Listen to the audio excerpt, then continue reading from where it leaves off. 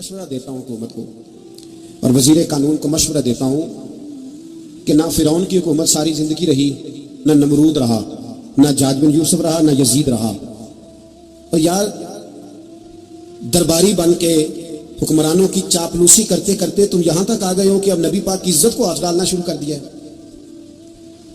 اور آپ یقین کریں سیاسی جماعتوں کا اتنا برا حال ہے کہ ان کے لیڈر کے بارے میں کوئی بات کرے تو پاگل ہو جاتے ہیں یہ احتجاج کر کر کے، اور اس نے ڈائریکٹ کہہ دیا کہ ختم نبوت کا مسئلہ ہی کوئی نہیں، جو دین کی بنیاد ہے، کسی کو پرواہ نہیں۔ مجھے تو ان لوگوں کی فکر ہو رہی ہے جن لوگوں نے انہیں ووٹ دیے ہیں، وہ اللہ کو کیا جواب دیں گے۔ اور یہ اللہ ماشاءاللہ ساری سیاسی جماعتیں اس طرح کی۔ اور میرا وزیر قانون صاحب کو بھی مشورہ ہے کہ زندگی بڑی تھوڑی ہے، بڑی تھوڑی، اللہ سب کو معاف کرتا ہے، اپنے رسول کے غداروں کو معاف نہیں کرتا۔ اور یہاں تمہاری گاڑیوں پہ جھنڈے لگے ہوئے ہیں، وہاں بھی تمہارے جھنڈے لگیں گے، پر اس لیے لگیں گے کہ یہ غدار ہے ناموس رسالت، یہ جھنڈے لگیں گے۔ شرم کرو اور ڈر جاؤ، بس کر دو، تمہارے منہ میں اب دانت پورے نہیں رہے۔ کوئی شوگر کا مریض ہے تو کوئی بلڈ پریشر کا، تو کوئی ہارٹ کا، تو کوئی کینسر کا۔ شرم کرو اور اپنی قبر کی بھی تھوڑی سی فکر کرو۔ بتاؤ پاکستان کے کتنے صدر گزرے، وزیر اعظم گزرے، تو ان کی قبریں کہاں ہیں؟ کوئی جاتا ہے ان کی قبروں پہ؟ کسی کو خبر ہے؟ کیوں اپنے لیے جہنم کٹھی کرتے؟ سارا کچھ دنیا داری رہ گئی ہے، سارا کچھ صرف یہی رہ گیا۔ حضرت ابوبکر سردار تھے، حضرت عمر سردار تھے قبیلے، حضرت عثمان سردار تھے، انہوں نے سرداریوں کو ٹھوکر مار کے رسول اللہ کے قدموں میں بیٹھنا پسند کی، سرداریاں چھوڑ کے غلام بن گئے۔ تم سرداریاں بچانے کے لیے رسول اللہ کی غداری کرتے ہو، شرم نہیں آتی؟ اور قوم شکوہ ہے مجھے ان لوگوں سے جو مولوی تو کہہ دیتے ہیں تو سیاست نکار، اور کسی سیاست دان کو منع نہیں کرتے کہ جب تجھے سورت فاتحہ بھی نہیں آتی تو تجھے کس نے اجازت دیا اتنی بڑی بات؟ اور میں نے پچھلے سے پچھلے جمعے بھی کہا تھا، پھر کہتا ہوں اور آج بھی ریکارڈ کہتا ہوں، مرزائی کل بھی کافر تھے، آج بھی کافر، اور قیامت تک، اور جو ان کے کفر میں شک کرے وہ بھی، اور پکا بے ایمان ہے، کافر ہے، وہ وزیر قانون ہو یا صوبائی ہو یا وفاقی ہو۔ من شک فی کفر ہی فقط کفر، جو مرزائی کے کفر میں شک کرے وہ بھی کافر ہے۔ ہمارے رسول آخری رسول ہے، ہم کسی کو یہ اجازت نہیں دیں گے کہ وہ ختم نبوت میں رکھڑا ڈالنے کی کوشش کرے، ہم کسی کو یہ اجازت ہے۔ اور تم نے قوم کو لوٹا، لوٹتے رہو، اب ایمان پہ ڈاکے تو نہ ڈالو۔ تمہیں دولت لوٹ کے پیٹ نہیں بھرا، اب ایمان لوٹنا شروع کر لیا۔ تمہارا فیکٹریاں لوٹ کر، قومی خزانہ لوٹ کر پیٹ نہیں بھرا، بھائی مانو اب دین بیچ کر اپنی حکومتیں پکی کرو گے۔ اور وہ لوگ بھی تیار ہو جائیں جو ان بے ایمانوں کو منتخب کرتے ہیں، ان سے بھی سوال کرے گا ختم نبوت کا موضوع قیامت کے دن کہ تم بتاؤ، ان کو سپورٹ کرتے تھے جو رسول اللہ صلی اللہ علیہ وسلم کے بعد بھی کسی نبی کو نبی ماننا درست جانتے تھے۔ شرم آنی چاہیے، خیال ہونا چاہیے۔ اور میں نے کہا کہ ہمارا دل نہیں چاہتا، آپ یقین کریں، ہمیں شوق ہے جلوس نکالنے کا، تمہارے خلاف باتیں کرنے کا۔ تم نے روز تھرمامیٹر نکالا ہوتا ہے، چیک کرتے ہو کہ ایمان کتنا ہے کتنا نہیں ہے۔ یہ پاکستان اگر صوبہ سندھ ہے تو حضرت عبداللہ شاہ غازی کا ہے، اگر بلوچستان ہے تو حضرت بابا عبد الرحمان کا ہے، اور اگر پشاور ہے تو وہ صوفیاء کا ہے، اور اگر یہ دھرتی پنجاب ہے تو یہ داتا علی اجمیری کی ہے، یہ بابا فرید الدین کی ہے۔ اس میں کسی غدار کو قبضہ کرنے کی اجازت بالکل نہیں ملے گی۔ اور ہم وہ لوگ بھی نہیں جو چپ کر کے اندر سوتے رہیں، قوم جو کرتی ہے کرتی رہے، ہمیں پرواہ نہیں، نہ ایسی کوئی بات نہیں۔ کوئی بندہ نہ سمجھے کہ انہیں ہوش نہیں، انہیں پتہ نہیں، ہمیں سارا کچھ ہی آتا ہے۔ پھر اگر کل کو کوئی ممتاز قادری پیدا ہو گیا تو شکوہ نہ کرنا، کل کو پھر سے عامر چیمہ نکل آیا تو شکایت نہ کرنا، یاد رکھنا۔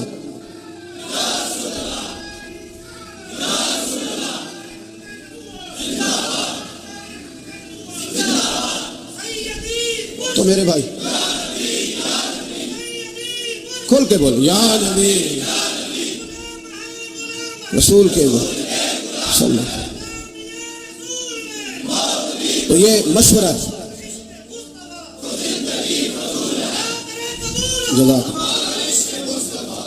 تو یہ تمہیں مشورہ ہے۔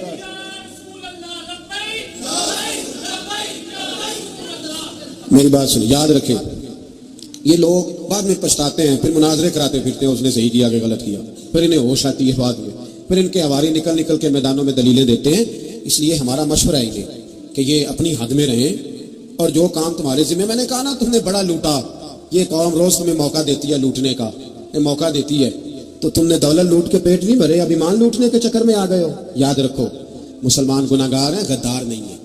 تمہیں دولت لوٹنے کا تو شاید موقع مل گیا ہے، پر ایمان لوٹنے کا موقع نہیں ملے گا۔ تو اس لیے اس کو لگام دو. اور ویسے بھی کتا جو پالتو ہوتا ہے نا اس کو گھر کے اندر سنگلی سے باندھ کے رکھنا چاہیے. یہ تمہارے بوٹ بوٹ چاٹتے ہیں, بھونکتے ہیں تمہارے حق میں, وزارتیں لیتے ہیں. ہم نے تو کوئی وزارت نہیں لی تم سے, اور نہ ہمیں شوق ہے. اس لیے کہ ممبری کیا کرنی ہے جس کو ممبر رسول عطا کر دیا جائے, اس نے کیا کرنی ہے یہ ممبریاں جس کو پکا پکا ممبر رسول دے دیا جائے. تو اس لیے اس سے باہر آؤ. میں نے کہا بڑے بڑے نمرود, فرعون, قارون دفن ہے, تمہارا بھی نام تک نہیں ہوگا, بالکل نام نہیں ہوگا. اس لیے ہمارا مشورہ, اور آپ لوگ بھی آئے نا یہ اگلے سال, تو ان کو کھڑا کر کے پوچھ لینا اسلامی جمہوریہ پاکستان کا تم نے ایم پی ایم بننا ہے, پہلا کلمہ ہی صحیح سنا دو. چلو خدا کا واسطہ یہی بتا دو کہ تمہیں نماز بھی ڈھب سے آتی ہے کہ نہیں. اور آپ کی موج ہے, آپ بٹھا لیتے ہیں سر پہ, کیا کریں, سمجھانے والے مفت گناہ گار ہو گئے اور بہکانے والے سب تمہارے یار ہو گئے. اس لیے یہ چھیڑتے ہیں جان بوجھ کے, اور پھر جب کوئی ممتاز قادری علیہ رحمہ پیدا ہوتے ہیں پھر انہیں دشواری ہوتی ہے, پھر ان کا جینا مشکل ہو جاتا ہے. یہ موقع دیتے ہیں, پتہ نہیں کس کے ایجنڈے پہ عمل کر رہے ہیں. میرا سوال یہ ہے, میں نے پچھلے جمعے پھر میرا سوال ہے کہ میں پوچھتا ہوں اس آدمی کو ضرورت کیا ہے ختم نبوت پر بات کرنے کی, جب امت مسلمہ کے متفقہ فیصلہ ہے کہ مرزئی کافر, اسمبلی نے بل پاس کر دیا کہ مرزئی ان کو اقلیت قرار دے دیا, اور جب سے وہ اقلیت بنے نہ ہم نے ان کی عبادت گاہ جلائی, نہ ہم نے ان کو قبروں سے نکالا, نہ ہم نے, بس ٹھیک ہے جیسے عیسائی رہتے ہیں, یہودی سے کس ملک میں رہتے ہیں وہ بھی رہے, اقلیت بن کے رہے, کوئی اعتراض, پر تم انہیں کھینچ کھونچ کے کیوں قریب کرتے ہو, تمہارا کیا جلانا ہے ان کے ساتھ, بتاؤ تو صحیح. درویش دلی کا بہت بڑا عالم, بہت بڑا حدیث کا استاد, تحریک پاکستان کے جرم میں ان کی جوان بیٹی ہندو اٹھا کے لے گئے. جوان بیٹی ہندو اٹھا کے, ان ظالموں سے پوچھو, ان وڈیروں سے پوچھو, تم اپنی قربانی تو بتاؤ. تمہارے والدین تو بیٹھے ہوئے تھے انگریز کے قدموں میں, ان تو جوتے صاف کرنے والی قوم ہو, یا حکمران بن گئے. مولانا امیر الدین کی جوان بیٹی لے گئے, اور حضرت کے پاس لوگ آئے, مجھے بتاؤ بیٹیوں کی تکلیف کتنی بڑی ہوتی ہے, سینہ زخموں سے چھلنی ہو گیا. اور جب مولانا نعیم الدین صاحب تعزیت کے لیے پہنچے تو حضرت پسینے سے لگا کے کہنے لگے فکر نہ کیجیے گا, کوئی بات نہیں.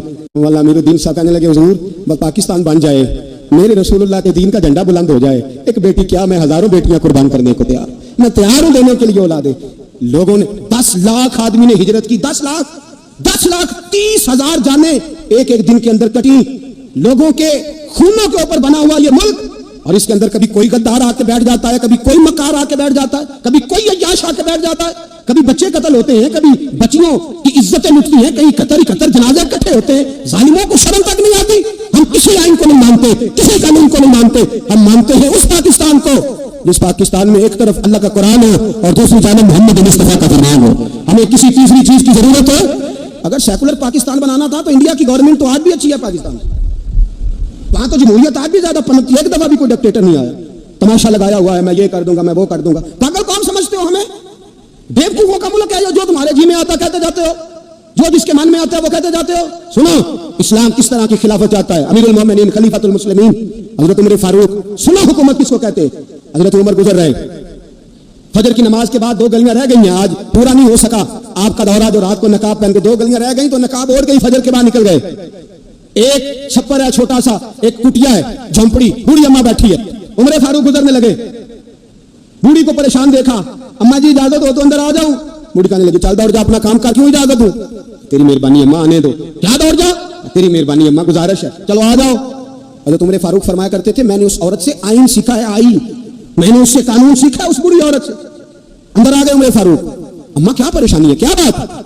اماں کہنے لگی خامد انتقال کر گیا, اولاد اللہ نے دی کوئی نہیں, میں غریب ہوں, 3 دن سے روٹی نہیں کھائی, 25 دینار کا قرضہ چڑھ گیا ہے, مجھے عمر فاروق سے بڑی شکایت ہے. اس نے میرا حال ہی نہیں پوچھا. حضرت عمر کہتے تھے مجھے اس نے دستور اور آئین سکھایا, کہنے لگے شکوہ ہے, عمر آیا ہی نہیں. حضرت عمر کہنے لگے اماں, عمر کو کیا پتا کہ تو اس حال میں ہے. اماں دستور بیان کرتی ہے, اماں جمہوریت کا اعلان کرتی ہے, کہتی ہے نہیں پتا عمر کو, تو عمر سے کہو چھوڑ دے حکومت, اس کے حوالے کرے جو خبر رکھ سکتا ہے, نہ ادھر ادھر کی تو بات کر, یہ بتا کے قافلہ کیوں لٹا, مجھے رہزنوں سے غرض نہیں, تیری رہبری کا سوال ہے. عمر سے کہو چھوڑے حکومت, اس کو دے جو پتہ رکھ سکتا ہے. حضرت سیدنا نافع فرماتے ہیں جس کے سامنے کسرا اور روم کے بادشاہ کانپا کرتے تھے, میں نے اس عمر کو بوڑھی اماں کے سامنے کانپتے ہوئے دیکھا. راشا تاری ہے عمر فاروق کا. دوڑے گئے, 25 دینار لائے, راشن رکھ کے لائے, روٹیاں پکائیں, بوڑھی اماں کو کھلائیں. کہنے لگے اماں 25 دینار لے لے اور چل, غلطی ہو گئی, عمر کو معاف کر دے. اماں بول کے کہنے لگی میں نہیں معاف کرتی, میں تو پکا پھل لوں, بس گرنے والی ہوں, ایک دفعہ قبر میں جا لینے دے, میرے رسول آئیں گے تو میں عمر کی شکایت کروں.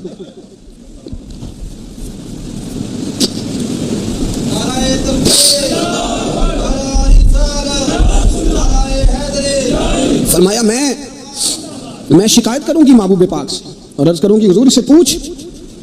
اس کو نگران بنایا گیا, اس نے مجھے بیوہ اور لوارث کی خبر ہی نہیں لی. یہ ہے آئین اسلام, یہ ہے دستور مصطفیٰ کریم صلی اللہ علیہ وسلم. یہاں کتنے غریب بھوکے سوتے ہیں, کتنوں کے بچے روز اغوا ہوتے ہیں, کتنی مصیبتیں. گورنمنٹ کہتی ہے کچھ بھی نہیں, افواہ ہے تو اس کا علاج کیوں نہیں ہوتا؟ آپ میدان میں سرے عام آ کے اس کا اعلان کیوں نہیں کرتے؟ یادی اور سنیے میری بات. حضرت سیدنا فاروق اعظم نے 25 دینار دیے, پھر اس اماں کو کھانا دیا. کوئی برادری نہیں اس اماں کی, کوئی ووٹ بینک نہیں, کوئی یہ اماں کسی بڑی برادری کی نہیں جس کا 2 لاکھ ووٹ ہو. امیر المومنین ہو کے عمر فاروق اماں کے قدموں میں بیٹھ گئے, کہنے لگے اماں عمر کمزور ہے, حضور کا سامنا نہیں کر سکتا, تیری مہربانی نبی پاک کے سامنے شکایت نہ کرنا.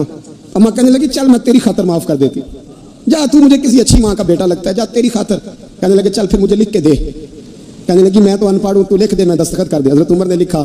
ایک بوڑھی اماں کو شکایت تھی خطاب کے بیٹے عمر سے, اور پھر وہ معاف ہو گئی. اماں کہتی ہے میں نے اللہ کی رضا کے لیے معاف, یہ دستخط کر دو. اماں کے آگے کیا تو حضرت علی آ گئے, حضرت عبداللہ ابن مسعود آ گئے. کہنے لگے عمر یہاں پھر رہے ہو, میں سارے مدینے میں ڈھونڈ رہا تھا. اماں اٹھ کے کھڑی ہو گئی, ہائے میں مر گئی, یہ عمر تھا, یہ میں نے کیا کیا. حضرت عمر کہنے لگے اماں نہ, اپنے وعدے پہ قائم رہے, انہیں جو کہا تھا اس پہ قائم رہے. ہمیں تو بتایا گیا تھا یہ والا نظام پاکستان میں آئے گا, یہ کہا تھا قائد اعظم نے, یہ رنگ ملے گا تمہیں. کہا ماں تو وعدے پہ قائم رہے, لکھ کے دے.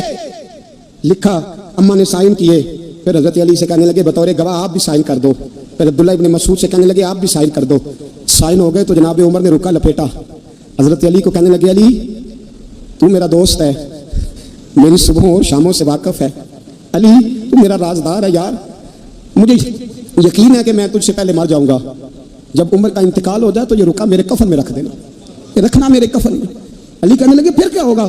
اور میں جب نبی پاک میری قبر میں آ کے پوچھیں گے نا بتا تو حکمران تھا کیا کر کے آیا ہے, تو فرمایا میں رکا نکال کے عرض کروں گا سونے ایک اماں ناراض تھی, میں اسے بھی راضی کر کے آیا. حضور میں راضی کر کے آؤں.